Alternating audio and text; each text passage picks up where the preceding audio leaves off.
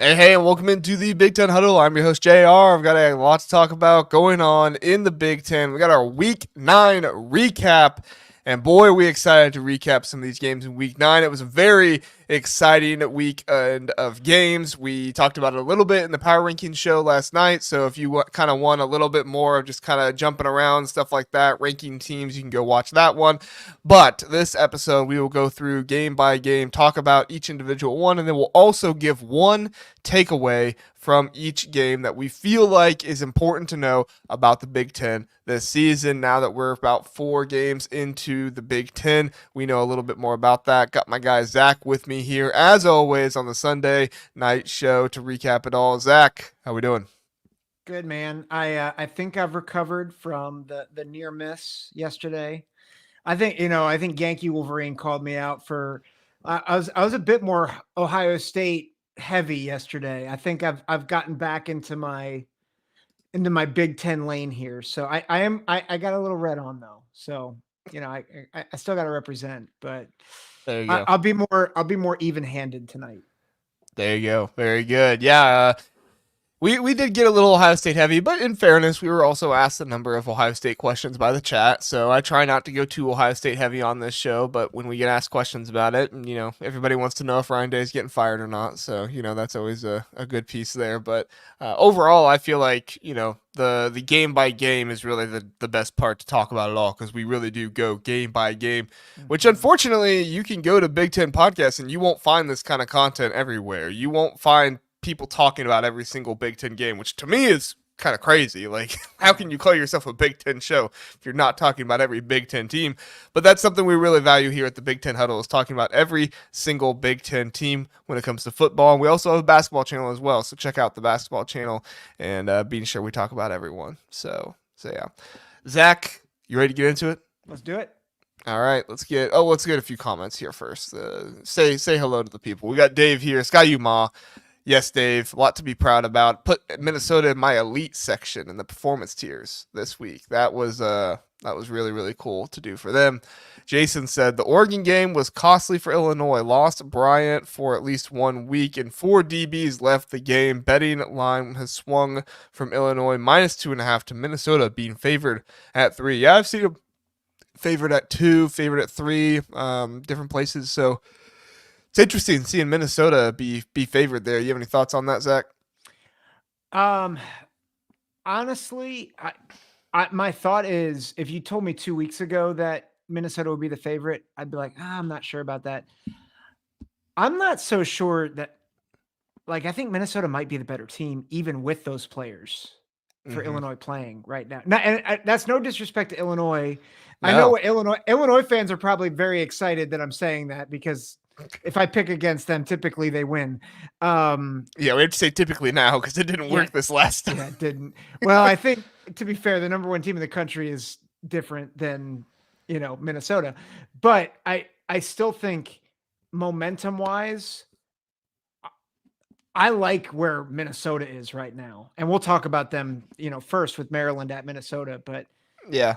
like Yeah, that let's was not going get to be, too much into Minnesota right now. We'll get into them just a second. Let's few more yeah, comments. Few more comments. Road Dust says we could see a 2-loss Ohio State. I had news for you, Road Dust. You could see a 3-loss Ohio State yeah, team this year. yeah. It could very well happen. Sky U Pod, we appreciate that. Yes, the elite section. And hey, Minnesota football, the Twitter account quote tweeted my Are you quarterback serious? rankings. Yeah, because I put Max Pros Yo, for A+, and they said should be A++.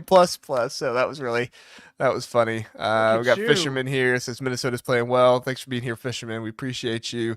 Philip says Minnesota being favored at Illinois is lunacy. That's really the biggest thing for me is that it's at Illinois and Minnesota being favored. That's kind of the crazy thing. But honestly, I mean, we shouldn't be too surprised. We saw Michigan being favored by a touchdown. I believe it was a touchdown over them. We saw Oregon being favored by 23. So the power ratings, the betting odds, whatever you want to call it, they are not fans of Illinois so far this year. They'll have their chance to prove it this weekend against Minnesota, but yeah, they've not been fans of them really at all this season. I So I think one of the hard things with Illinois, and I feel like we've talked about this a little bit throughout the season with other teams, but when you're a team that wins because you're better coached, but maybe the talent differential is a little like isn't as pronounced, it's just hard to buy in to win week in and week out. And like that's not saying anything against Illinois. Like I think Illinois is a good team, but I think Right. we would all argue that part of the reason why they are better than what we expected is because Bielema is a heck of a coach. And And Aaron they've Henry is a really good defensive coordinator too. yeah, but like teams start to figure you out, and I think like it starts to become more even as the season goes on. Yeah. Yeah. It's interesting. I don't think the well-coached teams, but maybe I don't want to say lesser talent because I don't think Illinois has lesser talent, but those teams don't typically get as much credit in the odds, and those are the teams you can kind of win a little bit more on betting. I don't bet all that much, but when I do, I kind of look for that stuff a little bit, and that can be helpful. Let's see if we have anybody else here. Nope, everybody got a few comments, but we do have to get on, people. We got 8 games to talk about, so we appreciate your comments. We will try to bring them up as we go throughout the show. I don't normally say this, but if you really want to see a comment, super chat us. They should be on. I'm not going to be one of those hosts that begs you for super chats, but if you really want us to see a comment and really want to ask something, that's probably the best way to do it. Okay, Zach, let's talk about our very first game. Just so happens to be Maryland went to Minnesota and they got smacked. They got smacked all over the place. Billy Edwards Jr. didn't know what he was doing, throwing the ball around. Max Brosmer, I mean, just one of the best Minnesota quarterback games I can ever remember. I mean, it might be the best Minnesota quarterback game just from dominance of the entire game, what they were able to do, his control, his feel for what was going on. I know everybody's going to say, oh, Maryland's not a very good team. And yes, it is October, and Maryland's not always the best in October, but this was also a Maryland team that showed their ability to get turnovers and do stuff like that early on in the season. So seeing Max Brosmer come out, throw the ball 30 plus times, no interceptions, 4 touchdown passes. It was just a really, really good day for Minnesota. What were your thoughts, Zach? Well, first of all, Mike Locksley reverted. He had his one shining moment a week ago. And now it's back to where he belongs. I'm sorry. I really, if he's going to rise up, I want him to rise up, but he's not. Minnesota's for real. I think the thing that surprised me the most is I think we knew the potential for some of these guys, like some of their playmakers to really shine, but they all did in this game, right? Yeah. Justin Wally had a pick 6. I love Daniel Jackson. Love him. I've been saying for years now, underrated receiver, 9 catches, 117 yards, 2 touchdowns. And then Coy Parrish is freaking awesome. That's been the biggest thing for the secondary is him coming on and the compliment to Justin Wally. Obviously, a lot of other good players in that secondary, but that has been a huge factor for the secondary. He's so good. He's a true freshman. Yep. 5 picks, leads the Big Ten. And then that's all as a compliment to a quarterback who is playing some of the best football in the Big Ten right now. So yep. I get it. It's Maryland, but they didn't just beat Maryland. They smoked them. Like it was not close. And, we were high on Minnesota early in the season, preseason. They lost that game to UNC and you're like, what's going to happen? They just don't look like the team we thought. They're finally, they've really gotten to where we thought they would be. And they are a team that they're certainly not going to get in the Big Ten championship race. They're not going to get in the playoff race, but they are a threat to everybody they play for the rest of the season. Yeah. And I mean, if you have this Minnesota team with this kind of passing game, everybody knows, how dangerous Darius Taylor can be. And that's really what most teams, including Maryland, have tried to key in on stopping this Minnesota team. But Minnesota has underrated wide receivers. And you've seen, credit to Mike on Twitter, he was talking about it, you've seen Max Brosmer continue to develop and continue to get better with the speed of the game. I think it's such a travesty. This is the only season we're getting of Max Brosmer in the Big Ten. I would love to see what he could do for Minnesota next year as well. I mean, maybe there's some kind of secret eligibility here that that I don't know about, but I'm pretty sure this is his last year in college. And if that's the case, I would love to see Max Brosmer put it together for an entire season because he really could be one of those underrated quarterbacks that you see have a great year that maybe not everybody was anticipating would happen. And so for me, like that's the biggest factor on this team is Minnesota, especially in this game, but for this team overall, is that Minnesota with a passing game where your quarterback can come out and have 300 plus yards, 4 touchdowns, combined with a very good pass secondary, arguing elite pass secondary in this one, a good running game, an offensive line that's playing very well. There were some questions about the offensive line, myself included, with how PJ Fleck was rolling some things early on in the season. But I don't know, PJ Fleck might just need to roll things every single season at this point because that was what he did best back when they had their 11-2 season, and now he's doing it again this season, and it looks fantastic. Again, Maryland, not great trenches team, but you have to give credit where credit is due, and I think this is something for Minnesota that can continue on. Yeah, Philip makes a great point in the chat. They must have drank a lot of the antidote. He did, yeah. He was drunk on that antidote. Oh gosh, drunk on confidence. Oh my, drunk on Sprite. Yeah. I hear that a lot of carbonation if that happens. I hear that Max, they're trying to get someone else in the portal named Brax Mosmer, trying to get. No, in all seriousness, I totally agree. And the beautiful thing about how they've developed is as they establish this passing game, they can't focus on the run anymore. And so I'll tell you a game to watch out for down the road. Minnesota goes to Happy Valley on November 23rd. Drew Aller, we don't know his status. We don't know what it's going to look like with Pribula and all that stuff. And like I thought, we'll talk about Pribula in a minute, but that is a trap game, or I don't want to even say trap game. That is a very interesting game because I think the secondary for Minnesota might be able to do some things against that Penn State offense. Jeremy says it's in Minnesota. Are you sure that's at Penn State? Oh, it is. It is in Minnesota. You're right. I misread. Makes it even more interesting then. Yeah. Sorry about that. I misread the schedule. Yeah, it's gonna be hard for Minnesota. Their final 4 games, 3 of the 4 are on the road. At Illinois, at Rutgers, at Wisconsin. Now, Rutgers looks like a shell of themselves, so I'm not really too afraid about that. Minnesota is favored against Illinois. Now, we just talked about how that's not always, the best thing, but that is going to be a very interesting game to see how those two teams play each other. And then at home against Penn State, like after a bye. Yeah.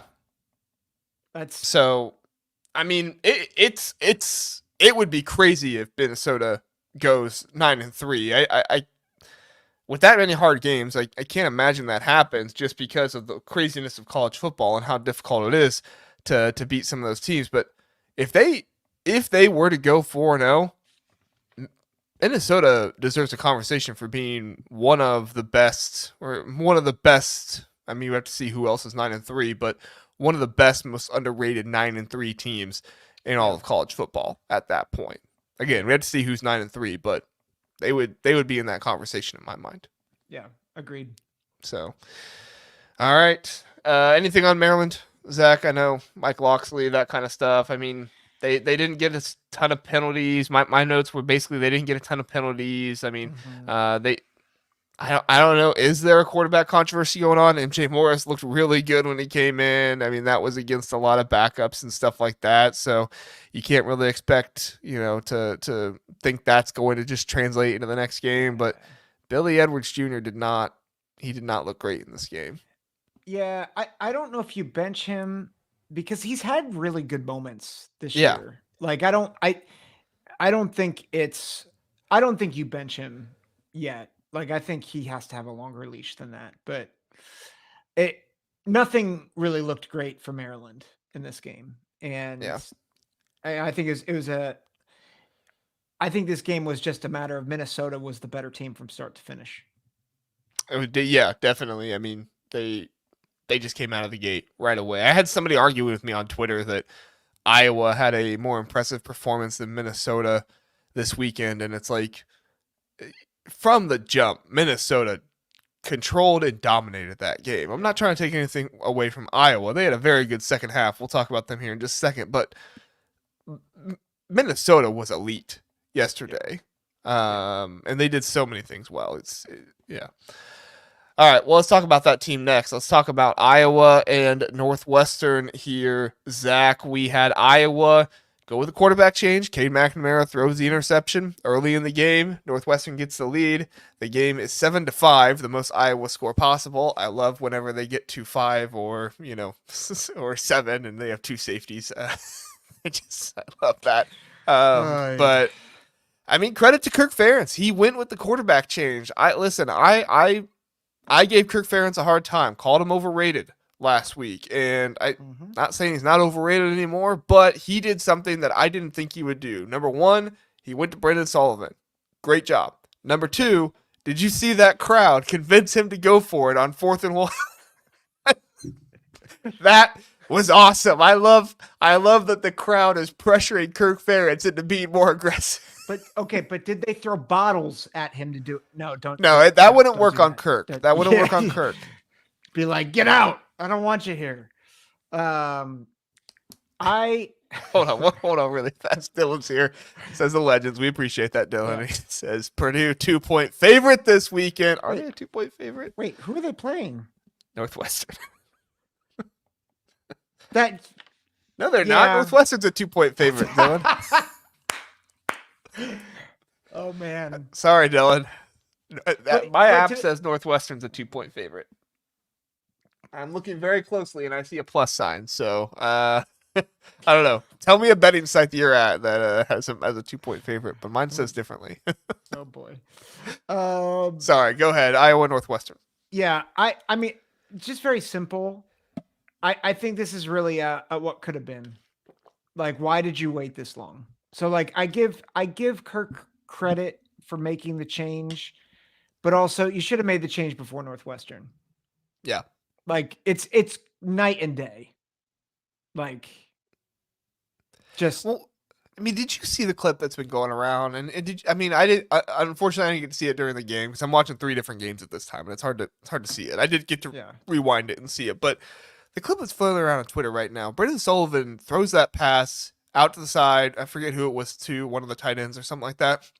And then he's lead blocking out there. And he's not just lead blocking and gets ran over by somebody. He is actually blocking the guy in front of him. It looked like the Northwestern player was like, what in the world is this quarterback doing right now? But, I mean, he was out there, and he wasn't out there just to be in the way. He was out there to hit somebody. And credit to him. He actually blocked the guy. You wouldn't find Cade McNamara doing that. Number 1, I don't think Cade McNamara has the physicality to be able to do that. Not trying to say anything bad about him. I just don't think he has the physicality to be able to do that. And number 2, he doesn't have near the athleticism and the speed to be out in front of one of their tight ends to do that. That tells me Brendan Sullivan has been a dog this entire time, and he has worked his butt off to try and get on that field. And Kirk Ferentz just now put him out there. Credit to Kirk Ferentz, he put him out there. But if that's any indication of how Brendan Sullivan has been, he should have been out there way before this. Yeah. And I mean, and just to like, if you go to the drive chart, right? First, the drives with Cade McNamara, field goal, punt, interception, and then I think a punt and safety. And then Brendan Sullivan comes in. There's a punt. That's when the safety comes. Then another punt, and then a third punt. Okay, so it doesn't look great. And then all of a sudden, touchdown, touchdown, punt return for a touchdown, touchdown, touchdown. So they went 5 straight drives with touchdowns, one of which was special teams, but all the others are offensive. Like, that's remarkable. And we have not seen that out of an Iowa offense. Like, even when McNamara was playing well, it was, aside from Illinois State, like it wasn't often consistent. It was like a couple of scores and then stagnation, and then a couple more scores, and then that wasn't it at all. Like once Brendan Sullivan got comfortable, it was on. Yeah. And once he was comfortable, and honestly, like you mentioned those 3 punt drives, I think it was 3 punt drives. Like Brendan Sullivan I don't remember him playing bad, and I just went through. He only had 2 incompletions that entire time, and he was scrambling for yards. Like, Hmm. I mean, you throw a guy in cold like that, he's going to have a little bit of an adjustment happening. But I mean, Yeah. for him to come in and really try to lead the offense, because Caleb Johnson wasn't getting anything on those drives. Credit to Northwestern's defense, they were stopping him. Now, eventually, once Caleb Johnson started opening things up, the offense looked better. But in fairness, that's when the offense looks better for Cade McNamara as well. So again, like Brent Sullivan just he adds a playmaking ability to this team that you don't have with Cade McNamara there. And if he is able to hold on to the ball and not be a super turnover prone type of guy, then this is what you need on this offense. I think Yeah. you give up a little bit of the turnovers. They were talking about during the Penn State game, like Drew Aller has looked different this year. He's thrown more interceptions, but they were arguing he's Yeah. been better because he's Yep. been more aggressive and he's actually been trying to throw the ball down the field more. I think that's kind of a situation you get here with Brandon Sullivan. Yeah, the offense Hmm. is going to have its setbacks. You might have more interceptions. You might have a couple more sacks here and there, but the playmaking ability in itself, it offers a higher ceiling, especially when you already have one of the best playmakers in all of college football and Caleb Johnson there next to him in the backfield. Yep. Yeah. Yeah. Totally agree. Yeah. Northwestern, other part to it, don't really have too much on them. I mean, they tried to come back a little bit, but there wasn't really much they could do. I felt like the tackling was just not good in this game by Hmm. Northwestern. Any thoughts on that before we move on? Yeah. I mean, one thought Westlot Pirates had posted this that it seems like there might be some maybe internal strife between Braun and Lujan, the offensive coordinator. I don't know how real that Which is, is but weird because Braun brought Lujan in. The offense coordinator from last year was left over from yeah. Fitzgerald. Like that's just strange. Well, they made a good point that they were rivals at the Oh, FCS level. okay. And so I think it was kind of like the enemy of my enemy is my friend. Kind of I like he's really good at this, so I'm going to bring him in. But Yeah. I don't know. That was what they said. So I'm the messenger here. Yeah. But it feels like there's definitely some like offensive struggle happening maybe between the coaching staff. Yeah, well, I mean, last week they put up 3 against Wisconsin. This week they put up 14, and really that was only from late scores, if I'm not mistaken. They had a touchdown late or something like that. No, they didn't. No, they didn't. Yeah, I'm misremembering that. But yeah, so who knows? We'll have to see what happens as things continue to play out. Yeah. But yeah, so all right, let's get into Rutgers and USC. Zach, Rutgers goes on the road to USC and kind of happened the way we thought it would a little bit. We were hoping maybe Rutgers would be able to keep it close a little bit, but USC they were able to pull this one out, win by a considerable margin. Woody Marks was the star of this game for me. Yep. Three touchdowns from him. Lemon he also had a very good day. He had a 70-yard catch and run touchdown. Just a good day overall for USC. This is something that USC, the team, and the fans needed. Unfortunately for Rutgers, this is just more of the same of what they don't need. Yep. Yeah. I feel like my two takeaways of this is I don't want to say they've given up because they fought in this game, but I do think the wind has been just completely taken out of their sails. Yeah, And which I think is really sad because I think they did have the front line roster to be able to have a good season, but they just don't have the depth. yeah, And I think it really did start with the THUR injury preseason, and not that it's not that he was needed for the first 4 games, but I think he was one of their centerpieces on defense. And so hmm, all of a sudden now you have no room for error. And then you have, Powell is in and out and Lewis is in and out. And it just makes it really difficult.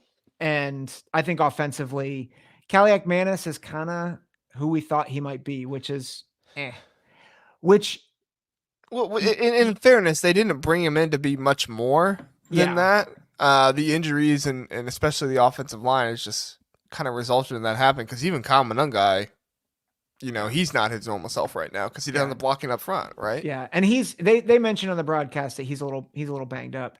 I Yeah, I think the bigger takeaway for me though is like, who is USC really? Because like, good for them. They scored 42 and they were able to hold Rutgers, but like they allowed 434 yards to Rutgers. Yeah. And Rutgers does not have great offensive personnel. And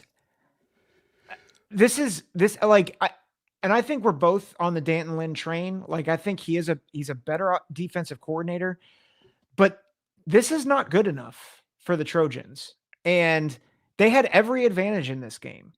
Rutgers had to travel. It was an 11 p.m. start time, like Eastern. Yeah. So like Rutgers is tired, they're banged up, they're injured, and you're allowing that many yards. I know they were playing catch up, but like it's 28-20 in the third quarter. So like I just don't know what, like I feel like USC, like who are they? I just don't know. How do you beat LSU but be this poor this late in the season? Rutgers didn't punt one time in the first half. They punted 3 times overall in the day. Rutgers did make it a game close in the third quarter. They had it at, what was it, 20-28. Of course, USC immediately responds with a touchdown, and then Rutgers goes punt after that, and then USC scores again to bring it to 20-42. So things get out of hand there. But I mean, Rutgers, they turned it over on downs 3 times in this game. Credit to Greg Schiano, who was trying to be aggressive. He was trying to believe in his team that they could get it. But, at a certain point, it's a coach trying to do something you're just not able to do with the personnel, unfortunately. Yeah, there's your answer right there. Zach Phillips, right? LSU overrated. Well, yeah. That's how it happens. But LSU is still 6-2, and right. Like it's not like USC is struggling with Rutgers. And no offense to Rutgers, but they're struggling with a banged up Rutgers team at home. Like they lost to Minnesota before I think they really got into their groove. So I'm just like, who is this team? Yeah. I mean, USC has had a couple plays here and there. I hate that I'm doing this because I sound like Lincoln Riley. USC has had a couple of plays here and there that if those plays were different, they'd be 6-2 right now.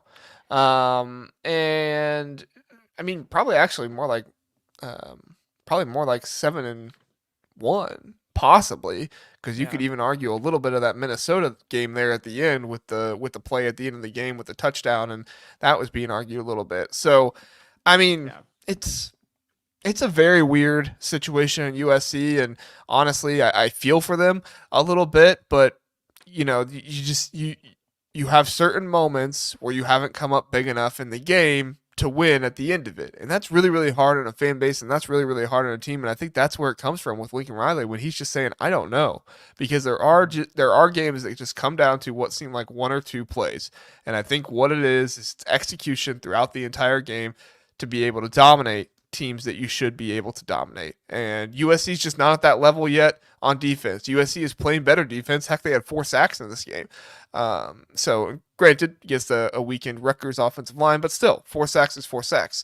And right now, they need to be consistent throughout the entire game and not leave it down to one play. That's one of Ohio State's biggest issues right now as well, is you have to be able to dominate the game in such a way that you don't leave it down to a drive or a play at the end of the game. Yep. So agreed. All right. Commercial really fast, everybody, and then we'll come back and we will talk about the Illinois-Oregon game and then the Ohio State-Nebraska game. Stay with us.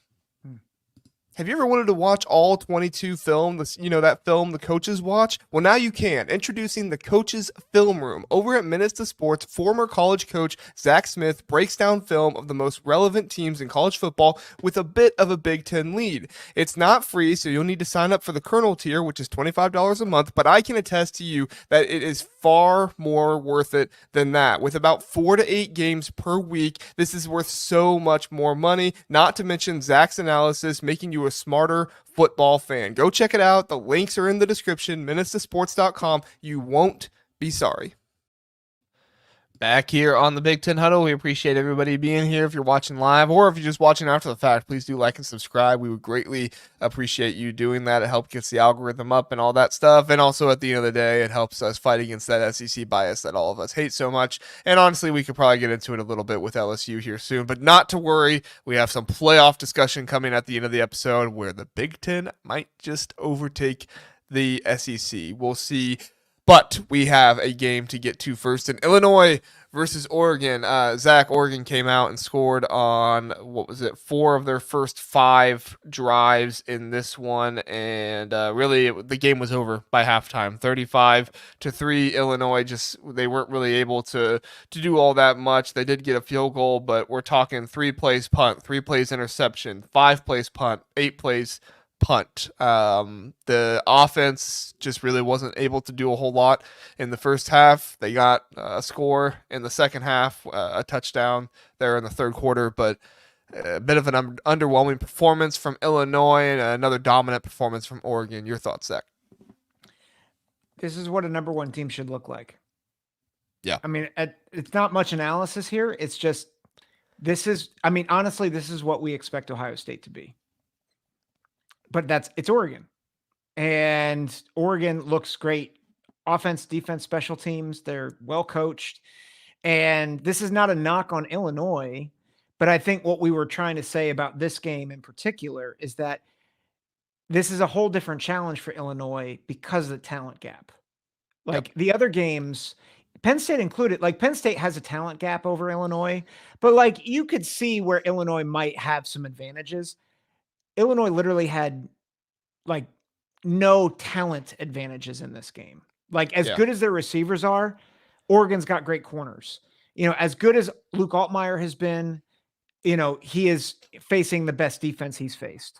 The offensive line was going to be challenged all game, and that's exactly what happened. And so they went there, they fought, but they took their beating. And I think that's about the level of analysis here is like Oregon's the number 1 team in the country. Yeah, I mean, Illinois wasn't able to execute the game plan. It felt like to me they had a similar game plan to what we kind of discussed at the beginning of it all.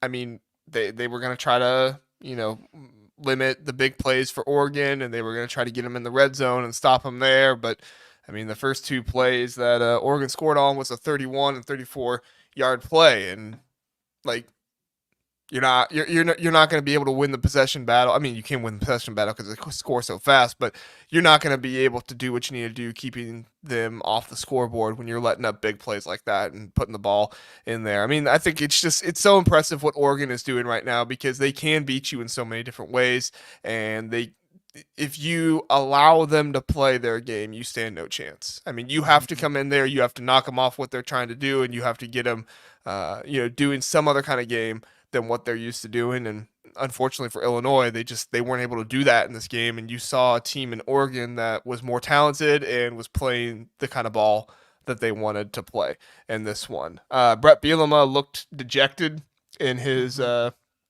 press conference after the fact. He was doing his best to kind of talk about the second half response and some things here and there. But at the end of the day, they got into the red zone a couple times, weren't really able to convert. They had the field goal, they had the touchdown, but they had a lot of defensive struggles. And honestly, Zach, this kind of reminded me a little bit of Wisconsin, Alabama earlier in the year where Oregon's speed was just too much and Oregon just had better athletes. Yeah, that's a good comparison, I think. Yeah. And I mean, credit to Illinois. I mean, I don't think anybody was quitting or anybody wasn't trying, but the worst part about this is you leave the game with multiple injuries. Yeah. I think that is this going to be the type of game that actually beats Illinois twice or even 3 times? Because when you are a lower ranked team, like with lesser talent, it's one thing to get beat. It's another thing to let that game beat you twice. And I think this is, we talked about Minnesota earlier in the show. Minnesota's not a bad team. Like they are clicking at the right time. And now you might have multiple injuries in the defensive backfield. Pat Bryant is most likely out because of concussion protocol. So like, this is one of those games where you've got a quick turnaround from getting the doors blown off, and now you got to face a really hot Minnesota team, maybe without your best receiver, maybe without some key defensive backs. I hope for Brett's sake, like he's able to kind of rally the troops, because it's already been a great season. Like they were saying, bowl game or bust kind of in Champaign. So like they've got 6 wins, but with the momentum that they had, like you don't want it to stop there. And so like Minnesota's a key game both for recapturing momentum, but also like if they can win this game even with the injuries, you can really sell your team like, hey, this could still be special. Yeah, I think the season by no means is over or bad for Illinois in this one. Yeah. They finish with Minnesota, Michigan State, at Rutgers, at Northwestern. To me, you split one of those two between Minnesota and Michigan State, and I know Illinois fans won't like me saying that. They think they should win both of those games, and I mean, you are the ranked team right now, 24th, and neither of those teams are ranked. So, but at the end of the day, those are two teams that have played good football this season. Again, the Big Ten is not a bad conference. I know every Big Ten fan wants to talk about this team sucks, this team sucks, this team sucks, and it's just completely different from a conference like the SEC where they do kind of talk about how each other sucks in their rivalry talk, but at the end of the day, like Alabama fans still vouch for Mizzou when we all can tell Mizzou is not a good football team. But yeah. I'd like to contend one caveat to that. Okay. Purdue sucks. Well, yes. Okay. I was saying more like the middle of the pack teams, your Michigan States, your USCs, some teams that people look at like, oh, they suck. And it's like, actually, they have some good aspects to their team and what they can do. But yeah, I think if they end the season splitting the Minnesota Michigan State game and then winning both Rutgers and Northwestern, which they should do. I mean, even though those games are both on the road, they should win both of those games. Yeah. You're looking at a 9-3 season. Like, yeah, at worst, that's a good season for Brett Bielema in Illinois. They had a really tough schedule here with Oregon, Penn State, Nebraska when they were reeling. Michigan was ranked when they played them, and they actually look like they're much better after the Michigan State game. We'll talk about that here in a minute, but I'm not on the train that other people are on that Illinois sucks. Like they're fraudulent, they're not good. I'm nowhere near that. I think this is a well-coached team that has some talent deficiencies in some areas and now has some, injury issues, but it's a good team. They're good. They're very good.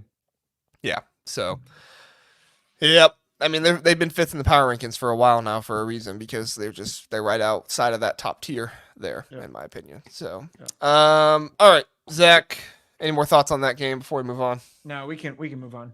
Okay. All right. Let's get to Ohio State, Nebraska. Did Ohio State play yesterday?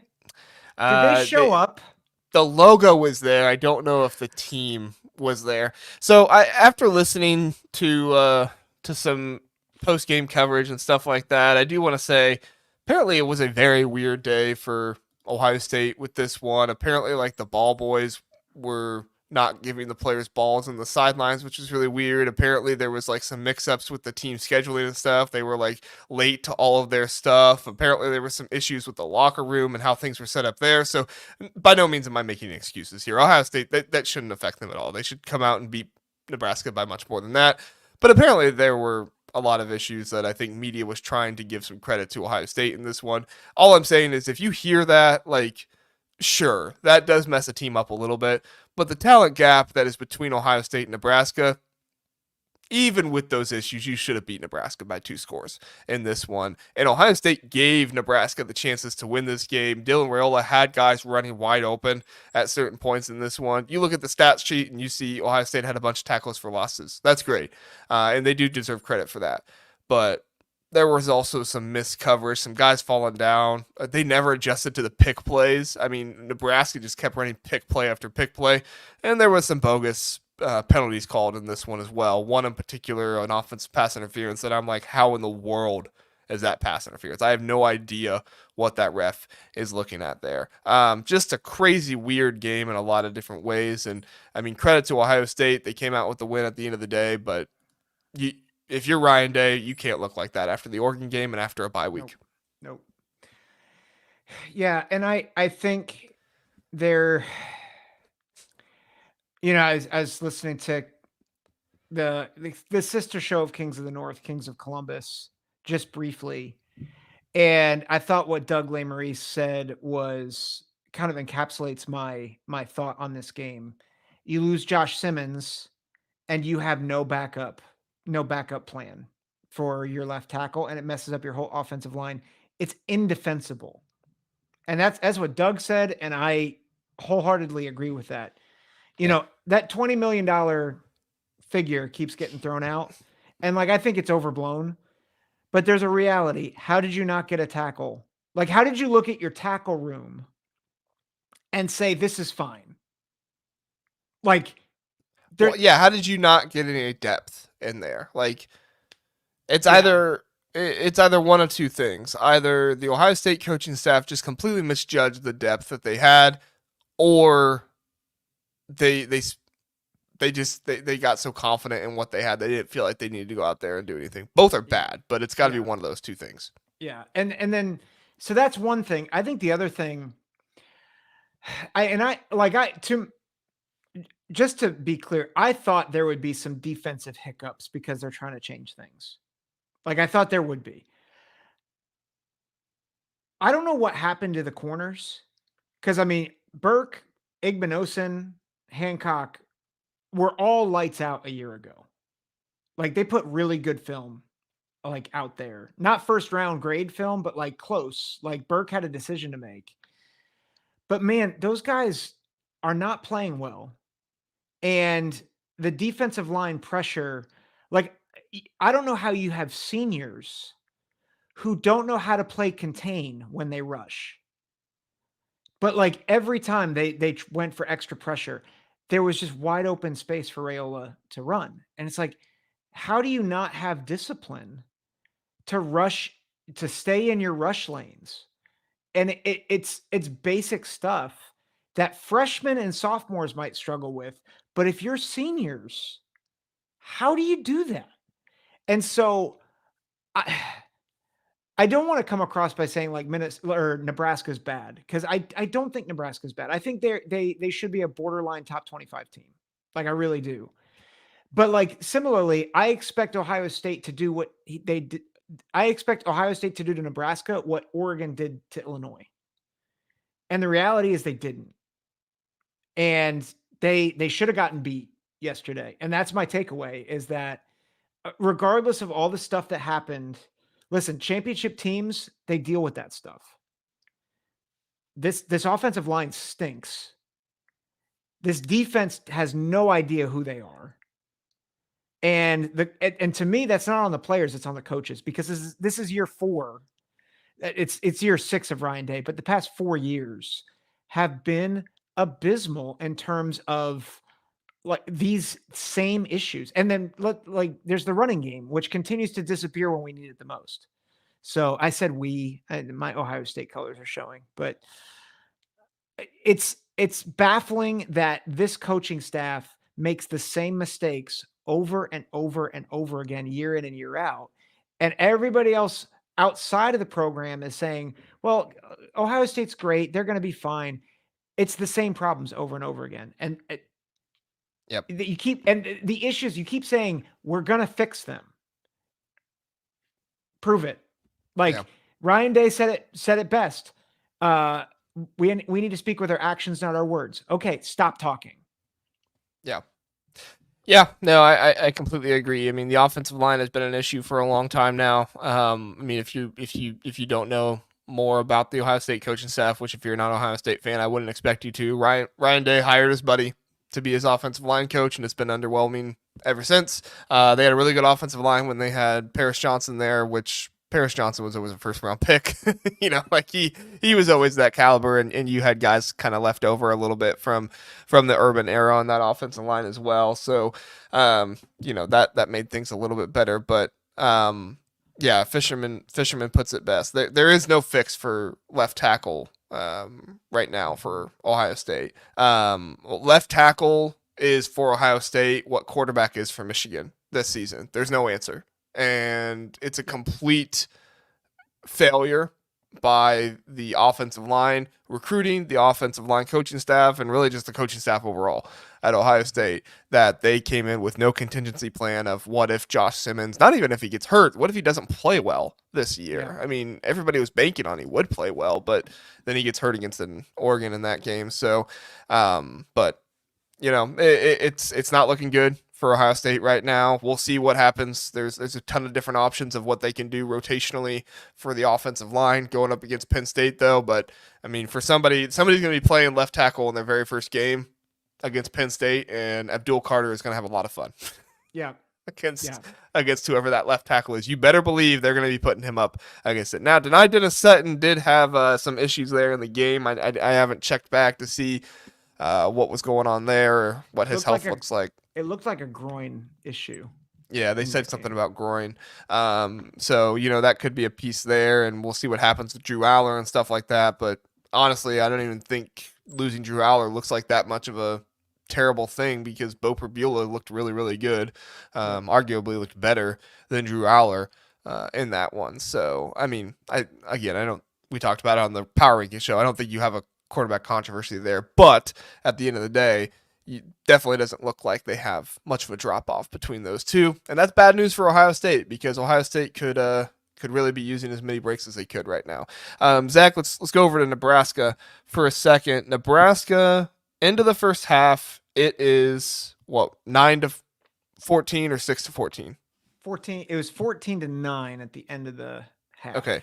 End of the half. Or no, 14-6. 14-6. Sorry. 14-6. That's right, because they had that weird thing. More terrible Big Ten officiating. I was talking about this on my JR's Rankings Twitter account, and I immediately had Nebraska fans coming at me. I'm like, oh, well, yeah, don't you agree that Nebraska had terrible calls against? I'm like, yes, that's exactly what I'm talking about. Like, Every Big Ten fan should be rioting against Big Ten officiating right now, because Big Ten officiating is screwing over everybody. It's been awful this season. The pass interference calls that you saw in this game, the placing of the ball, they can't even place the ball correctly. Put a chip in the darn ball. Put a chip in the ball and have them be figuring out electronically where the ball goes. It's completely, it's just terrible that they are asking these refs to not only facilitate everything with the game and referee everything, but also try to place the ball, because they clearly are unable to do so. It was a clear first down at the end of the first half for Nebraska, and it completely screwed them up because they had to burn a timeout, and then from there on out, they weren't able to stop the clock and set up their field goal kicker, which, by the way, the field goal kicker for Nebraska, credit to him. He was 1 of 5 on the year. What a redemption for him to go 3 of 3 with a 50-plus yarder. I think that's maybe a key takeaway for Nebraska, is despite all the adversity that they faced in this game, including, I would argue, there were bad calls both ways. I would argue Nebraska got the shorter end of the stick on the officiating stuff.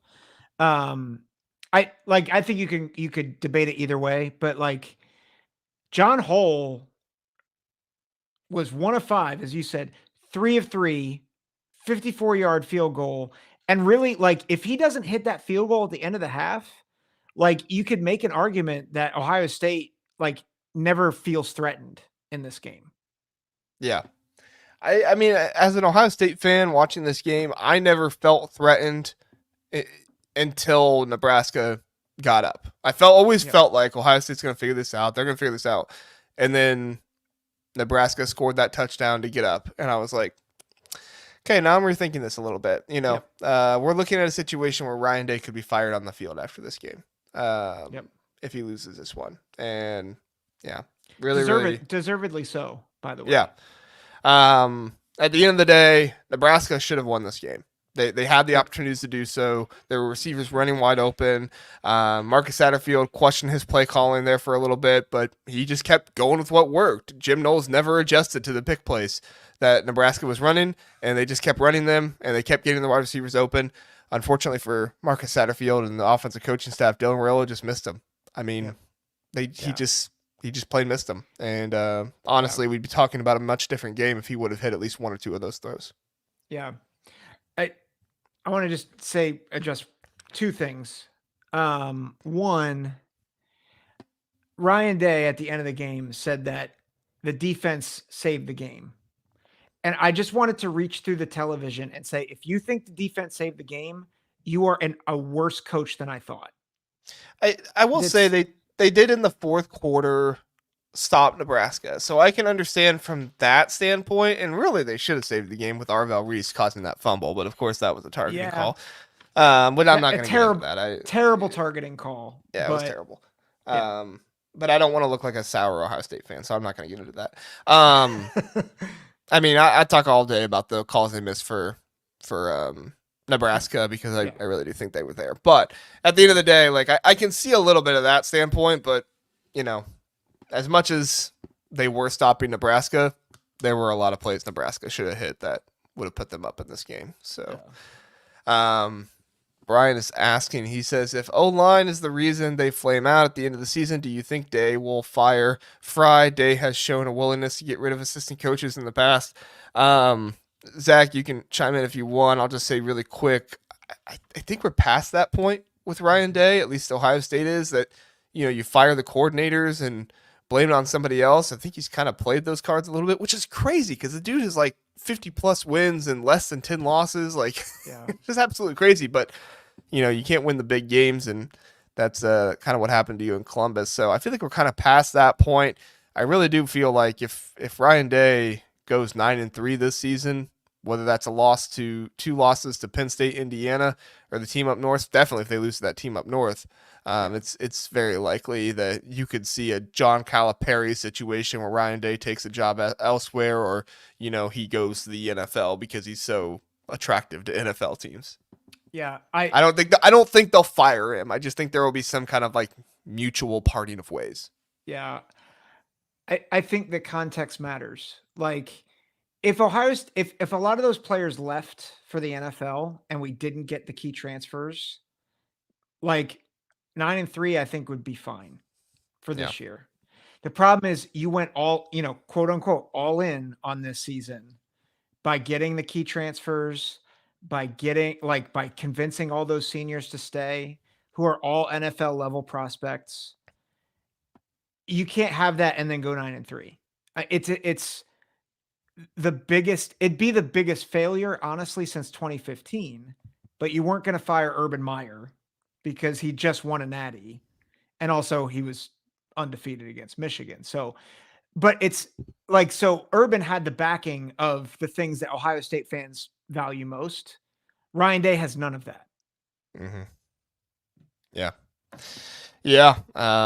This is a really interesting stat here by Fisherman. He says last time Ohio State kicked a 50-yarder at home, it was 2012. Another failure of Ohio State's coaching staff. Well, and it's a failure under Urban Meyer as well. Kind of crazy to think about that with Urban days as well, because that's what every Ohio State fan is looking back on right now is, Urban would have done this, Urban would have done that. Don't get me wrong. Urban, he won the big games much more often, but yeah. Fisherman says Day's buyout is $40 million. He would be dumb to leave without getting fired. Yeah, I've heard of under the table deals before where it's like, hey, if you take this, maybe you get this, stuff like that. I think there's a lot of shady stuff that happens kind of behind the scenes. So I'm not saying you're wrong, Fisherman. Obviously, yeah, he would probably choose to get fired, but sometimes there's other stuff that can kind of happen to help with that. Shady and also things happen in college football. Yeah. How much should Ross Bjork fire Jimbo Fisher for? Like 70 plus million? That's chump change. So. Yeah. Yeah. All right. Got Hummus Hero here. Appreciate it, Hummus. Did you see them play, though, Phillip? It shouldn't have been a penalty at all. It's like they can't tackle guys in certain situations. That's not football. I think they're talking about the targeting. Yeah, targeting penalty, lack nuance, and have too many ways to interpret. It's just goofy. It's a complete the targeting penalty for everybody right now. I'm not even talking about Ohio State. I'm talking about it for everybody in college football. It's a complete opinion call at this point. And it's really messed up because the players have no direction of what they can do. I mean, the Nebraska player literally lowered his head catching the ball. It's the only reason they made head contact. Like, when I never even saw the head like I saw with his shoulder. With his shoulder, he hit his head. But I went back and looked at it, and I didn't even feel like he I mean, if he hit his head, it was very, very minimal. Like I felt like the most of his shoulder got his chest and the ball. But that's where his head was because he had lowered his head. So he had the ball right here and he lowered his head. And so Arvell Reese's shoulder went into where his chest would be. But because he had lowered his head so much, he had hit the front of his helmet. Yeah. And then obviously punched the ball out, which got the fumble. And yeah, that's what I'm saying is like you can intend to hit a guy in the chest and you do it. But if he lowers his head, then you got targeting, you know? Yeah. So, yeah, it's football, people. Just happens sometimes. So, all right, everybody, we appreciate it. We won't stay on Ohio State too long. We'll get into Michigan State next after this. Stay with us after this commercial break. The Big Ten Huddle is brought to you by the College Huddle, the largest fan-led college sports podcast community on the internet. With contributors from 70 different schools, you will get in all kinds of analysis from all over the country. Go visit thecollegehuddle.com to find your team and read articles from all across so many fans and contributors. The College Huddle is fan-made, fan-driven, and fan-fueled. Back here on the Big Ten Huddle. Thanks for being here, everybody. We, in addition to this channel, we now have a basketball channel as well. We're going to be covering Big Ten basketball. That's starting up. Saw some people talking about Wisconsin and Ohio State had their secret scrimmage against Ohio University, that kind of stuff. I think, who was it? Somebody else played Cincinnati or something like that at one point. Anyway, a lot of secret scrimmages and stuff like that going on. We'll be talking about all that stuff over on the basketball channel, so go check it out. Big Ten Huddle Basketball. You can check that out. All right, Zach, let's talk about this Michigan State at Michigan game. Do we have to talk about the fight? I don't really want to talk about that. Do you have anything to say before so we can just get it over with? I mean, just punish the people you need to punish. If you don't, like, then it's just going to keep happening if you don't. Yeah. But that's it. Yeah. Anybody who was involved at the beginning should be punished. Yeah. So, yeah. Colson Loveland had a good day, caught 2 touchdown passes and a 2-point conversion, leading Michigan to the 24-17 win over Michigan State. Michigan State dominated early, but they failed to capitalize on that as Michigan went into halftime with the 9-7 lead. I don't know what in the world Jonathan Smith was thinking. You're up 7-3 and how much time was left? Like 20 seconds, like 30 seconds? It was not a long time. It was not enough time for Michigan State, and you have turnover issues. I mean, I've put a lot of the turnover issues on the players, but that one, like, you shouldn't even be putting your players in that position. Like, it's just complete. I have no idea what is going through Jonathan Smith's mind to think, we need to be rolling out our quarterback and throwing on this one, especially when Josiah Stewart was having as much of a good day as he was against that offensive line from Michigan State. That really felt like the moment in the game that kind of changed it for me. Really felt like that's when Michigan, they got ahead and they were just like, we can do this. We're going to make this happen. Yeah. I feel like in general, Michigan State could have put this game, not put it away, but could have made it really uncomfortable for Michigan. Yeah. If they don't, they don't miss a field goal and they don't make the mistake at the end. It was 7-6 Michigan State over Michigan, and then they fumble and then there's a field goal. Right. But if it's 10-6 instead of 7-9, then all of a sudden, it's only a 13-10 game. I just felt like the mistakes they made really, it really kept them from getting some sort of advantage. And like, I think the way that you get an advantage on Michigan is if you can get a 2-score lead, that makes it a lot more difficult for Michigan because they've got to throw. And so now they were able to throw better in this game. I think the thing that surprised me the most, their running backs stunk in this game. Like Donovan Edwards had the pass, and that was great. But like in terms of just pure running, I mean, a lot of it was orgy. Yeah, like they needed that wrinkle for them to be effective at all. But like Donovan Edwards, 9 carries, 24 yards. Khalil Mullings, 13 carries, 18 yards. I mean, they only had 265 yards of offense in this game. Well, it felt like to me Michigan State took the game plan that they had against Iowa and basically supplanted it into this game, which was a good idea. But the thing they didn't account for was what Michigan should have been doing from the very beginning, which is using Alex Orji in the creative way in order to run the ball in a different way that changes it up from your running backs getting to the outside, going through some read option stuff. Before they were just like running them straight up the gut. Like that doesn't work with Alex Orji. That's what they were doing against Texas and Arkansas State and teams like that, Fresno State. That wasn't working. But they got more creative in this one, and they utilized Alex Orji in such a way that if he was in the backfield, you had to account for two different runners. When Davis Warren was back there, you didn't have to do that. This is what they should have been doing from the very beginning. From the beginning, Davis Warren was the correct option to be starting as a passer for this team. He actually had a pretty good day, only 120 some yards and a touchdown, but he did everything they asked him to do. He was making good decisions for the most part. He missed on some players, Colston Loveland early in the beginning, stuff like that, but he made the plays he had to make, and he didn't turn the ball over, which that's really what you need out of a Michigan quarterback at this point. So I felt like they came in with the correct game plan, and they saw what Michigan State did against Iowa, and they said, you're trying to do that to us. Difference is we're willing to use Alex Orji. Iowa wasn't willing to use Brendan Sullivan. Yeah. So I really agree. I think, you know, I was skeptical of, like, I thought it was the right call at the time to go with Orji, but only if they really stuck with him. But like, if you were going to play musical quarterbacks, then it made no sense to make this. Like, I really wish they would have just stayed with Davis Warren and let him ride it out.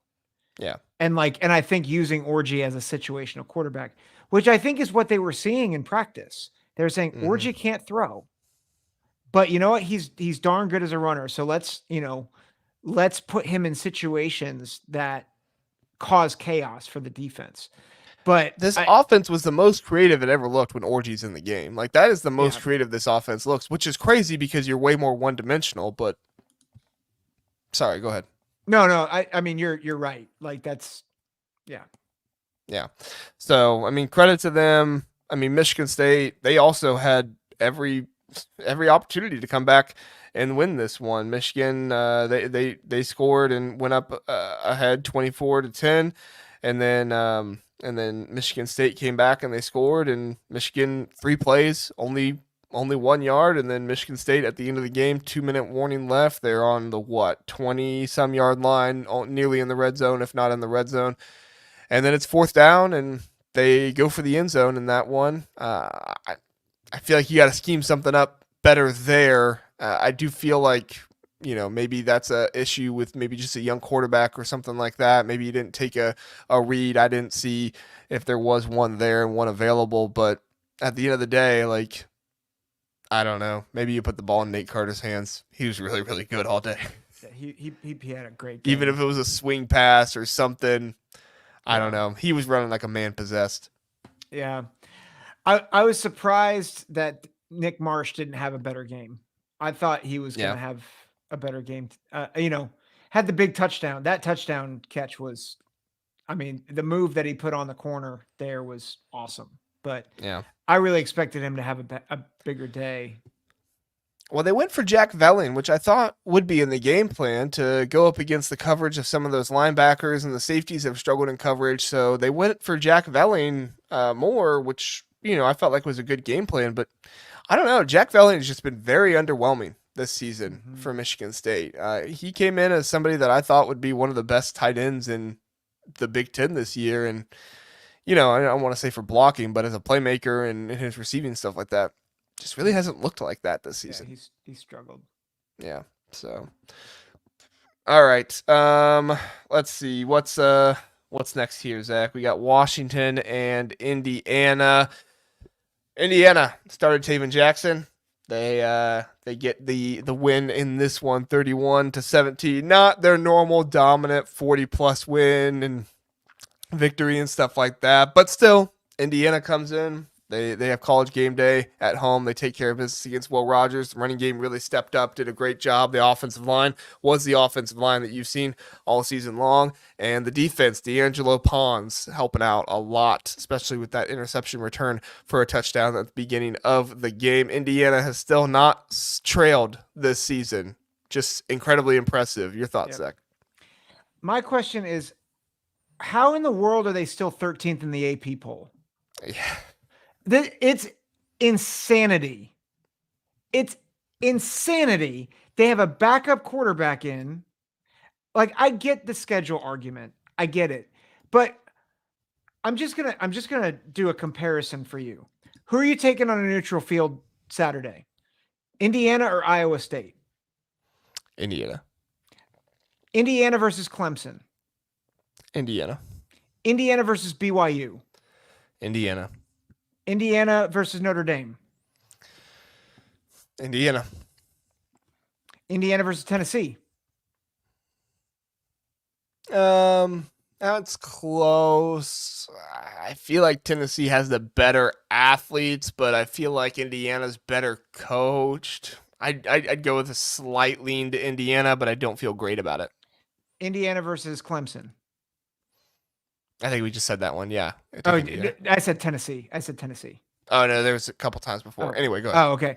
Indiana versus Texas A&M. That's the one I was going to look at. Oh, okay. Yeah, I think I'll still go with Indiana. Okay. So Indiana, we just said, would have a higher likelihood of winning over the next 6 teams above them in the poll. The next 6 would be Texas, Miami, Ohio State, Penn State, Georgia, Oregon. Neither of us feel good about Ohio State playing Indiana. Yeah. I'm not so sure Miami beats Indiana. I mean, Miami struggled with a number of teams this season. They've kind of been bailed out by officiating a few times. I do think that they have some really good playmakers. Cam Ward is a very good player. Yeah, I'd probably lean Indiana, but Miami definitely has playmakers to change that. So here's my takeaway. Indiana is at worst a top 7 team in the country. Yeah, I mean, it's unacceptable that they're this low. Yeah, there's no reason why they should be. The thing that drives me nuts, like BYU and Iowa State, I get it because of some of their wins, but I'm just like, man, are you guys actually watching Indiana play, or are you just looking at the logo? They're just looking at the logo, and they're not watching this team. Offensively, defensively, special teams. It's a special team. Yeah. Yeah, I mean, there's really just no defense for it at this point. Indiana has dominated so many teams, and they, I mean, have played so soundly in every single game. It's unfair at this point that every single team they face doesn't get any recognition for being a good team. Washington, I'm not going to pretend they're a top 25 team, but Washington is not a bad football team. Washington has good playmakers, and they're able to do some nice things, and the defense has been better this season than I thought they were going to be. I'm not saying they're great or anything like that, but they've been better than I thought they would be. And Nebraska, it's almost like they killed Nebraska so much that everybody was like, oh, well, yeah, Nebraska's awful. No, like this is what's happening is Indiana is killing teams, and so everybody's like, oh, well, that team stinks. No, it's just Indiana's really, really good, and that's why they can kill teams like this. Like, I'm not trying to argue that Northwestern is some world beater or anything like that, but still, like, you're coming out beating good teams, and every single week people are saying, oh, Indiana's going to be tested this week. Well, then they win, and they're like, yeah, but it wasn't good enough. Yep. Like, it's a lose-lose situation for Indiana at this point. At this point, you can't expect any of this to change until Indiana gets to play Ohio State. And who knows, this might even be an Ohio State team that has 2 losses at this point. So if they beat them, everybody's going to say, oh, well, Ohio State's just overrated. Yep. So. Yeah. So I think it's incredibly impressive what they were able to do with Taven Jackson. Taven Jackson made some mistakes that I thought were tough to deal with for the team, but Justin Ellison Tyson Lawson, those guys are just such good running backs, and the offensive line just played out of its mind in this game.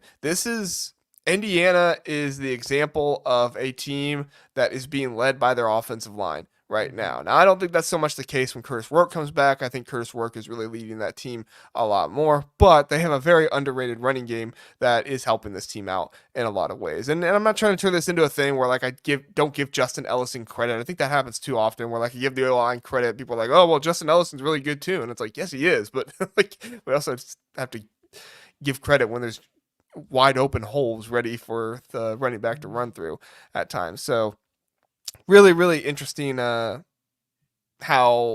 this whole thing is playing out. But Indiana, they just keep winning. They keep doing what they're supposed to do, and they'll eventually get the recognition. And they're going to be a dark horse, kind of not dark horse. They're going to be kind of an underrated team in the playoffs that could shock a few teams if they're 11th or 10th ranked team. Yep. Yeah. So agreed. Let's see. I have some comments here. I'm trying to see if there's any Indiana comments. Yeah, Terry's saying Indiana definitely underrated. They are so underrated. It's crazy. Alex Martin agrees. He's an Ohio State fan. He agrees. Let's see.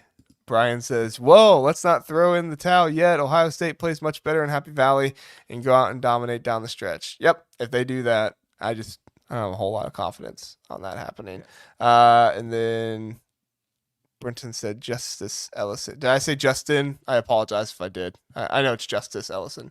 I apologize if I got the name wrong. All right. Let's go to a commercial, Zach, and then we'll come back and we'll talk about the final game being Penn State and Wisconsin. We'll be right back, everybody. Stick with us.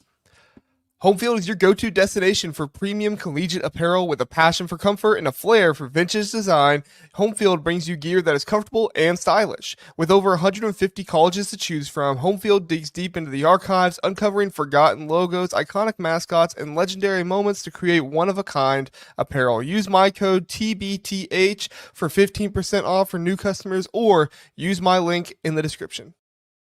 Back here on the Big Ten Huddle. We appreciate everybody being here. If you like to listen to the show after the fact, listen on YouTube. But if you also like to listen on podcasts, we're there as well. You can go search the Big Ten Huddle over on podcasts and find all of our basketball and football podcasts there in one location. All right, Zach. Penn State at Wisconsin. Penn State went through a good amount of stuff here. They had Dennis Sutton go down, denied Dennis Sutton go down. They had Drew Aller go down, and Jalen Reed really, I felt like, made the play that kind of gave it Penn State the spark here. That interception, pick six against Wisconsin in their own territory, well, in Wisconsin's own territory, able to take that back for a touchdown. That was really kind of a game-changing play at that point. Penn State was down. They needed a spark, and then from there, the offense kind of got that spark and got going again. What was your thoughts, Zach? Yeah, I think there are a couple things that really stood out. One is I think Penn State in the second half really showed why I think they're an underrated team. I say that people be like, how are they underrated? They're ranked third in the country. But I think a lot of people have been saying they're not really worthy of that ranking. And I think they showed their dominance on the defensive line, even when Dennis Sutton went out. Yeah. I think they got depth. Reed, they have depth. And I think that like their receivers continue to shine. Like they're not Ohio State's receivers, they're not Indiana's receivers, but a lot of different guys made plays down the stretch. Liam Clifford, Harrison Wallace. I don't know if it was Amari Evans or someone else. Fleming had a big drop, but he has made some plays down the stretch in the USC game, and he made some plays in this game too. And then Tyler Warren is often going to be the best player on the field, just for anybody. So like you have an attack that's growing. I thought the offensive line did a good job against a growing defensive front for Wisconsin. So like, I think when we say, I think Ohio State's in trouble next week, I don't think it's just because Ohio State looked bad against Nebraska. Like I saw people in the on Twitter saying, oh, Penn State's struggling. Listen, I think Wisconsin was really building momentum. You're at Camp Randall, which is notoriously a tough place to play. And they came back from, I believe, 10, it was what, 10-7, and they came back and outscored them 21-3 in the second half. Like, and they did it with a backup quarterback. So the resolve is there. Andy Kotelnicki, man, the way he calls He's been a plays, game changer for this team. Yeah. he's phenomenal. So I think that's my takeaway for Penn State. My takeaway for Wisconsin is that Braden Locke's still not ready for the prime time. And Yeah. part of that is because his receivers didn't bail him out.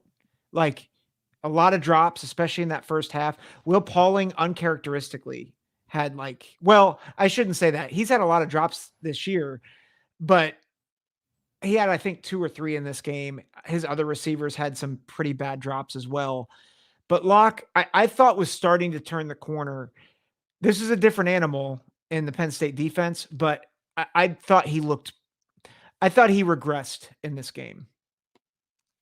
Yeah, Fisherman pointing out Penn State lost their right tackle too. I think he has been injured a couple times this season. They brought in Rusi, I think it was, and he came in against I think it was a UCLA that game too. So yeah, they've had some injuries on that offensive line. Hopefully it's not long term for their right tackle. I haven't checked on that, but that's good to bring up there as well, Fisherman. Thank you.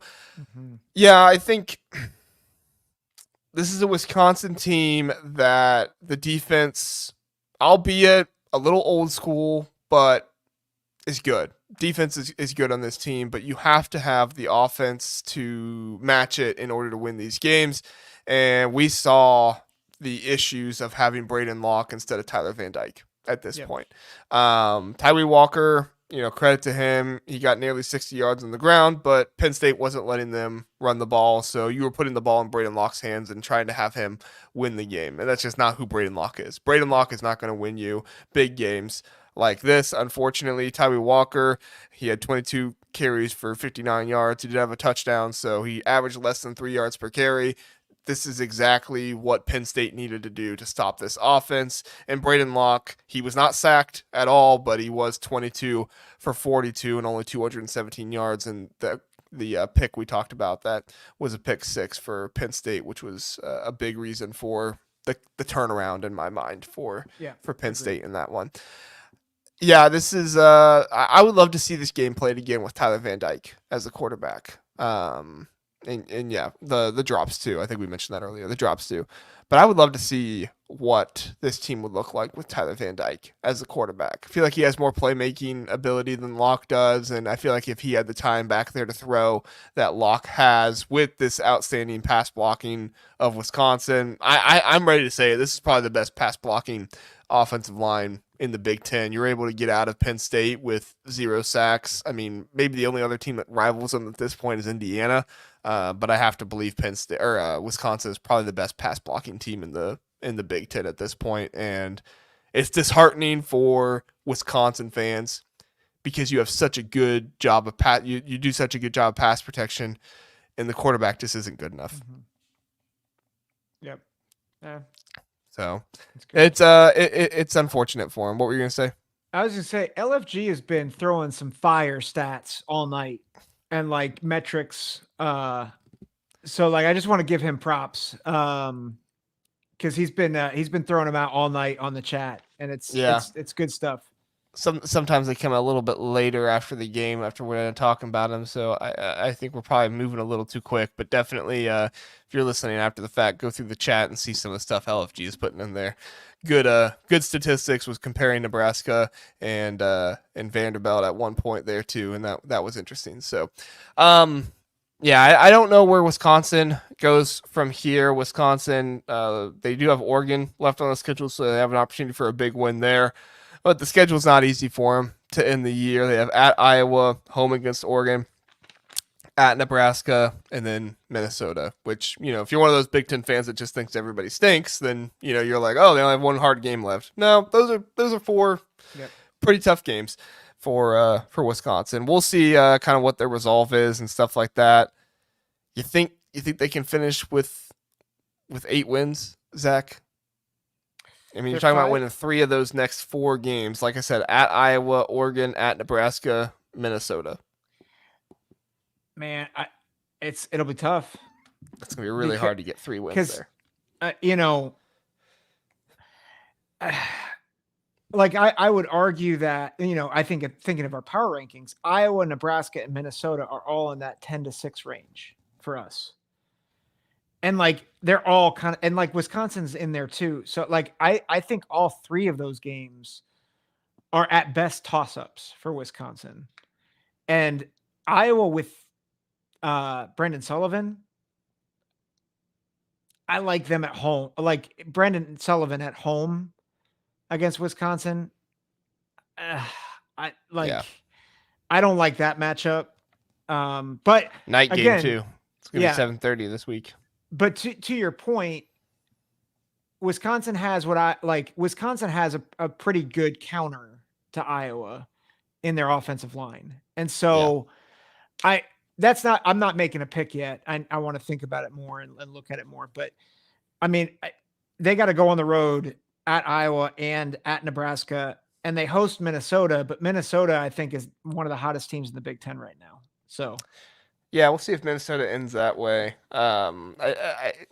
Oregon's just been dominating so much. I think Oregon wins that game. I feel pretty confident in that. Or, Wisconsin could do something. We'll see. But I think Oregon wins that game. And then, it's not really. If I was a Wisconsin fan, I wish that Oregon game would be at Oregon and the Iowa and Nebraska games would be at home. But unfortunately, that's not how the schedule goes out. My biggest concern here for Luke Fickell and Wisconsin is they finished the year 6-6, and everybody looks at Wisconsin and says, "Oh, they suck." No, they did drop one to USC. They probably shouldn't have dropped, but this is just a really tough schedule. Yep. if they go 6-6, there's no shame in that. Definitely against the schedule. So. Well, and especially losing their quarterback. And their running back too, yeah. Yeah, like I think there's some criticism to be had for sure, but I think it's I think this is part of the reality of the new Big Ten is, and Ohio State, I'll go back to Ohio State because I know them the best. Nobody thought Indiana was going to be this good this year, and now that might be a top 10 matchup in the week before Michigan, and like Michigan's starting to get their groove back a little bit. Like they got an AP vote this week. I don't know how I feel about that, but my point is, like, you look at game or teams 1 through 12, even, like Indiana has to go to Michigan State. I think Indiana is going to win that game, but that's not a gimme. And especially with some of the higher level talent on Michigan State's team. So so going back to Wisconsin, you've got a lot of teams that are probably good enough on any given year to be in that 20 to 25 range in the polls. And the problem is that they're all playing each other now. Plus they're playing, the top tier teams in the way it shakes out in the schedule. It's just tough. Like it's a dogfight every week, and we're not just seeing it in the Big Ten. We're seeing it in the SEC. Adding Texas and Oklahoma. It's ironic. I feel like where we're not seeing it as much as in the Big 12 and the ACC, which is, I think everybody kind of flipped it and thought, oh, there's going to be less parity in the Big 10 and the SEC, and there's going to be more parity in the ACC and the Big 12. But I think we're seeing it. I think we're seeing it more even in the bigger conferences because you have more cream to rise. Yeah, definitely. Let's get on Penn State for just a second, and then we'll get into our playoff discussion here. Penn State going forward, they obviously have their big game with Ohio State, but they also have Washington, at Purdue, at Minnesota, Maryland. At this point, as long as Penn State wins 4 of their next 5, which they should, right? I mean, there's nobody really there other than Ohio State that rivals them all that much. As long as they go 4 or 5 there, this is a playoff team. Correct, Zack? Yeah, at Minnesota, I would say could be a speed bump, but sure, it's probably the toughest one left. Yeah. But and if they beat Ohio State this weekend, they're in. Oh yeah, yeah. If Like they beat Ohio State, they're in regardless. If they lose to Ohio State and they lose to Minnesota, which I know Penn State fans, if I say that, they're like going crazy right now. But Minnesota's looking much better, and their offensive line is actually pretty good.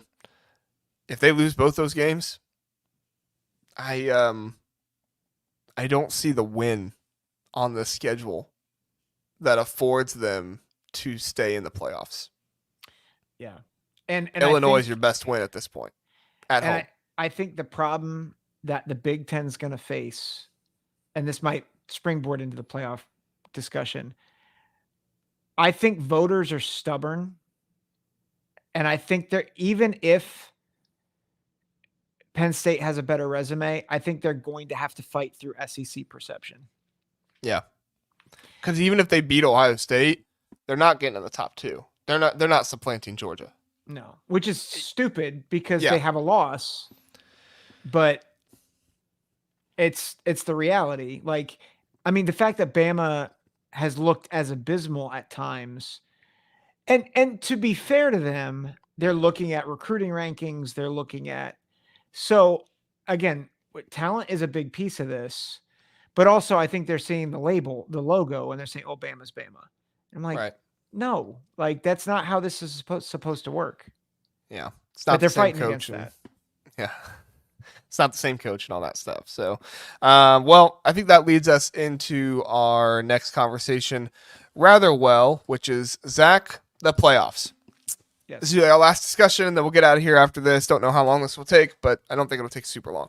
Right now, we are looking at a playoff structure that currently has what looks like 3 Big Ten teams for sure, 3 SEC teams for sure, a couple ACC teams, a couple Big 12 teams, and an independent team. Now, obviously, not all of that can happen because you have the G5 team coming in, and obviously you have different things that will happen here throughout the year.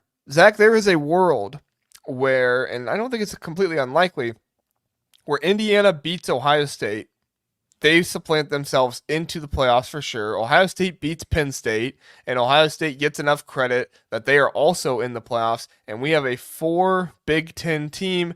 On top of that, you would have the ACC winner, the the Big 12 winner, the SEC winner, which would be, 7 teams, and the G5 winner, which would make that 8 teams. Those 4 spots that are left, Notre Dame, and then possibly Clemson. And if that happens, you have 4 Big Ten teams, 3 SEC teams, 2 ACC teams, 1 G5, 1 independent, 1 Big 12. Can you see that happening, Zack? I'm going to be the contrarian. No. And actually, the way things are going, I'm not so sure that the Big 12 doesn't get 2 teams in. It's possible. Iowa State's up there as well. They're currently tied for 11th with Clemson. Yeah. Well, and Kansas State is lurking, and they could make things interesting. I think they get both BYU and Iowa State. I forget. Didn't Kansas State lose, though? Who'd they lose to? They lost to BYU. Yeah. So, like, I could see, like, if Kansas State and BYU if that's a rematch of the Big 12 championship in the Big 12 championship game, I could see both of them getting in if BYU win or if Kansas State wins. Yeah, the best thing for Kansas State right now is if Iowa State doesn't lose, which they do have the game against Texas Tech, and Texas Tech is, kind of hit or miss right now. But if they play a good game, and Iowa State, they just almost lost to UFC or UCF. This last one, UFC. They lost to the entire UFC.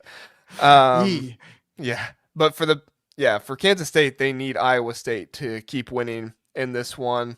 I think my biggest thing is I look at these SEC teams. You look at Texas and who they have left on their schedule. Florida, Arkansas, Kentucky, Texas A&M. Texas or Texas A&M is going to win that game. The best thing for the SEC would be for Texas A&M to win that game. However, even if that does happen, you're looking at Tennessee, who has a schedule remaining of Mississippi State, Georgia, UTEP, and Vanderbilt.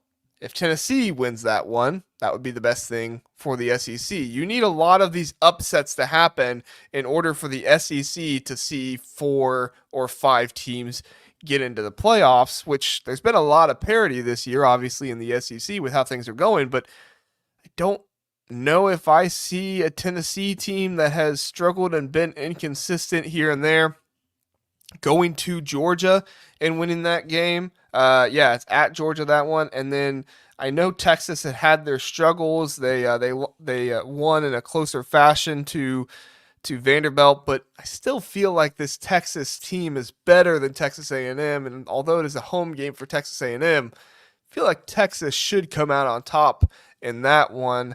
I mean, there's a lot of kind of relying on parity here. You think chalk will stick and we'll see 3 teams from the SEC get in, or can you see some of these upsets happening that could lead to, an Texas and Texas A&M getting in, or a Tennessee and Georgia getting in?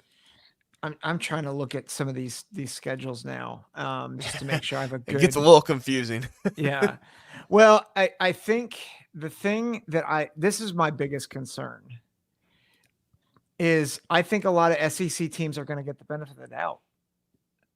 And that's what I'm saying. You need the SEC top tier to win to do that. Sorry, go ahead.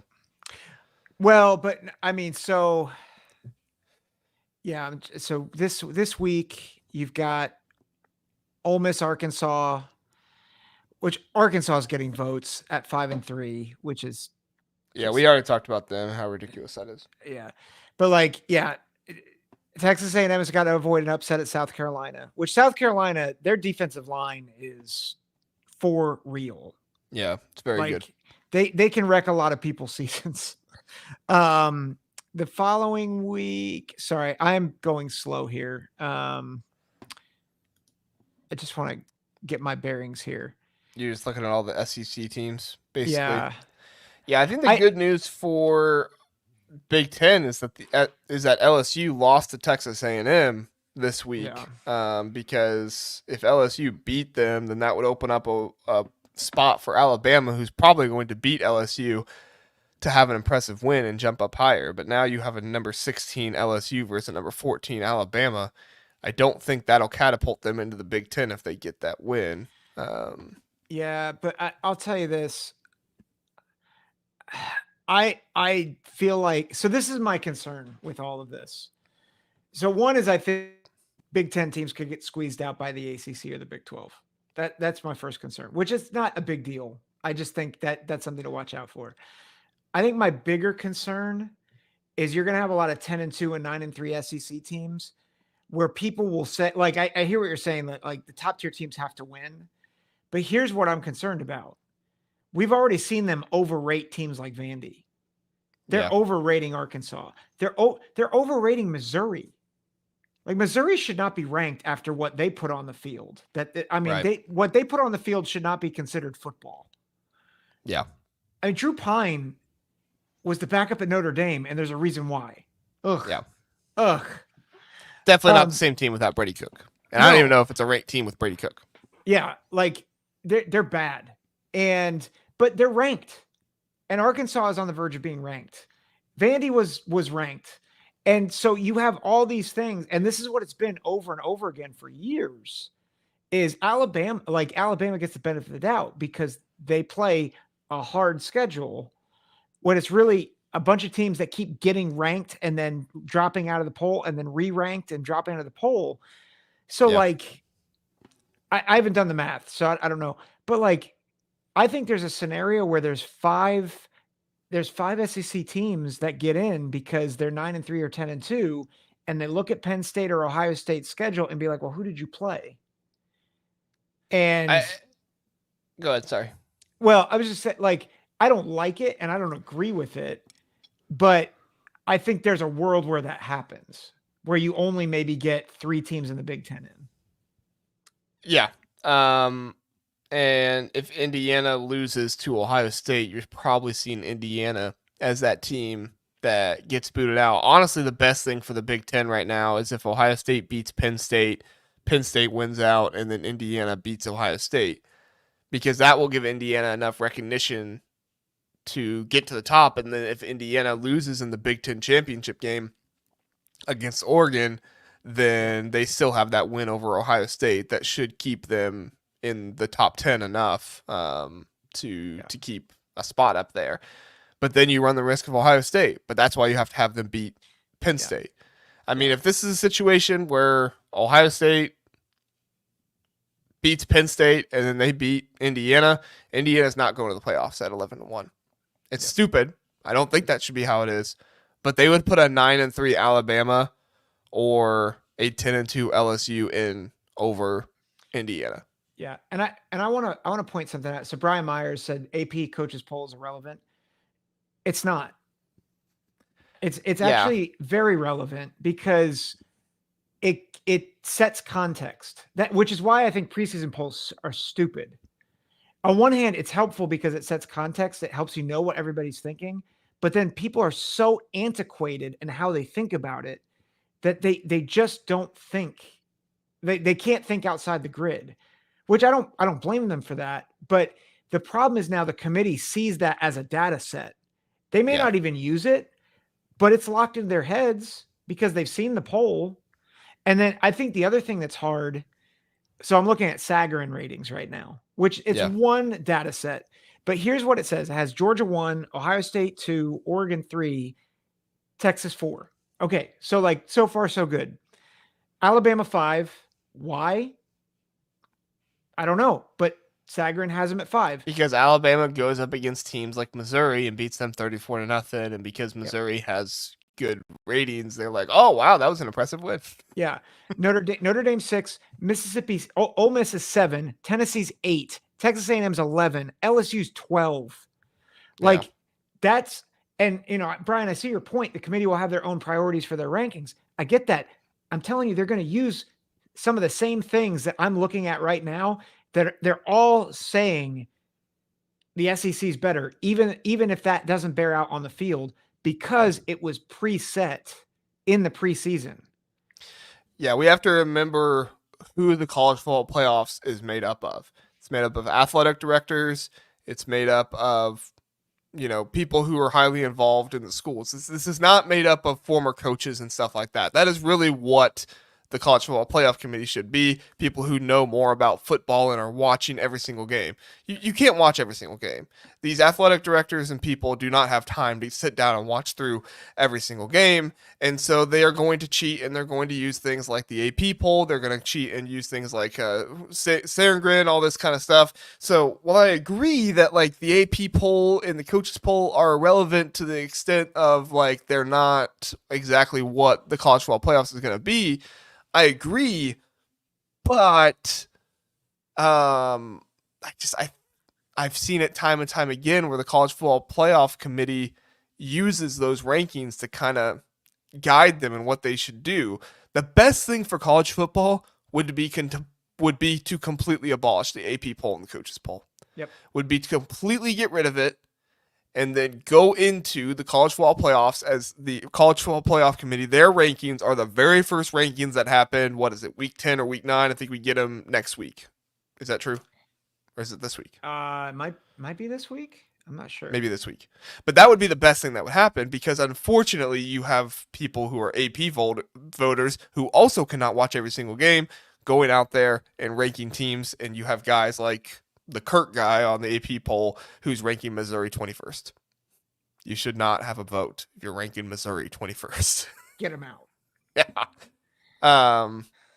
But yeah. So, and Brian saying, he says the SEC and the Big Ten have a lot of power. The committee will want to keep those conferences happy. Yes, I do think that they will have more leeway over an ACC and a Big 12, but I'm not really concerned about those teams as much as I'm concerned about the SEC bias. And that's kind of my concern there, because I do think a 10-2 LSU or a 10-2 Alabama would make it in over an 11-1 Indiana. Heck, I think a 9-3 Alabama could make it in over an 11-1 Indiana just because of bias and perception and brand value. Yeah. Wow. First CFP rankings next Tuesday during Election Day.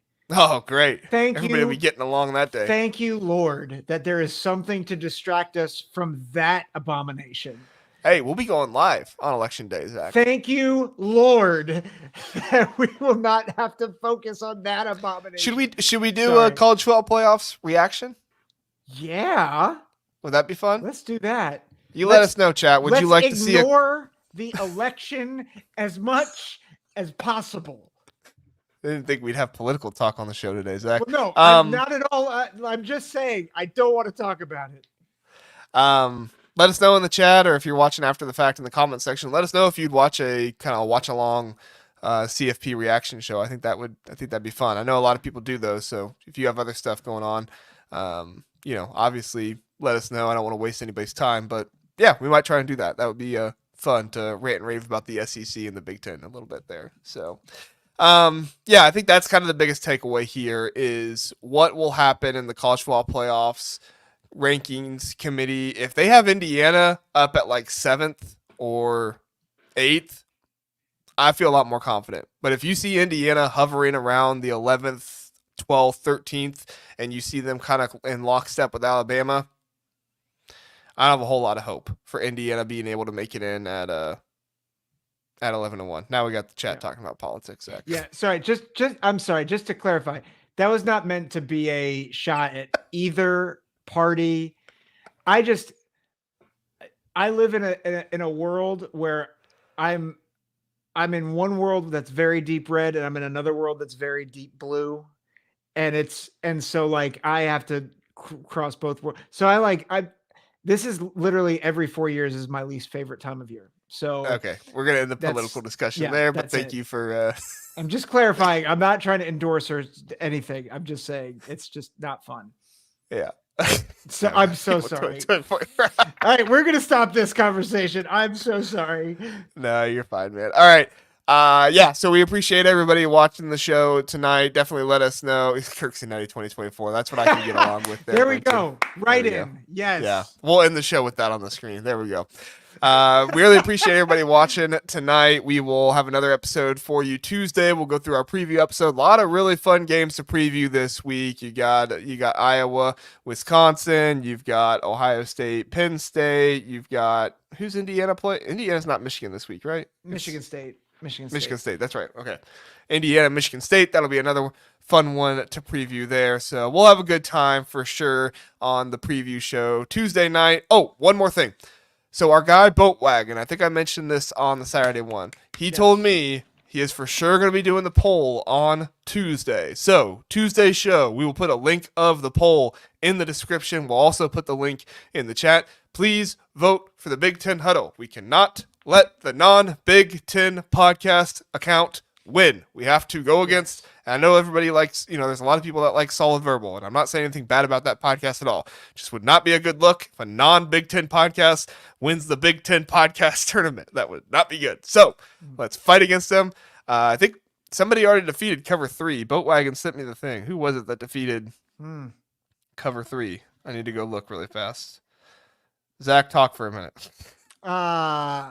I just saw that apparently Josh Pate is a curse for Ohio State, and I'm assuming it was you, Zach. You defeated Cover 3. Did I? Yeah, Big Ten football talk, and then you lost to Solid Verbal. Yeah, but I beat a big name. I beat a big brand. I feel vindicated. Congrats. Yes.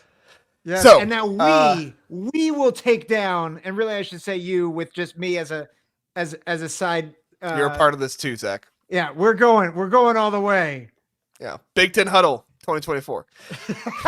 JR and Zack.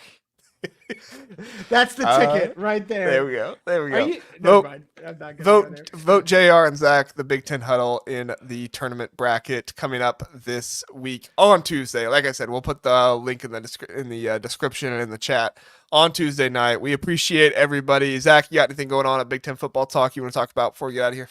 I am sure we will talk about Ohio State, Penn State, and the abomination that is officiating. That is an abomination. We got illegal elections going on in the Big Ten podcast tournament. Listen, if I could figure out Twitter to cook the books, then Just trust me. There's no way I did that. I'm too Oh my. incompetent. Oh my. All right, everybody. You had an hour and 45-minute episode tonight. We hope you enjoyed it. Zach, thank you so much for coming on. Thank you everybody for watching. We at one point had over 50 people in the chat here. So we really appreciate everybody watching and helping us grow the Big Ten Huddle. I never thought it would be this big in year 2, but it just keeps growing, and the listeners are a big part of that. So thank you very much. Really appreciate it, guys. Love to have the audience, and love to be fighting for the Big Ten over SEC bias each and every Sunday night. We'll see you again Tuesday night. Have a good one, everybody.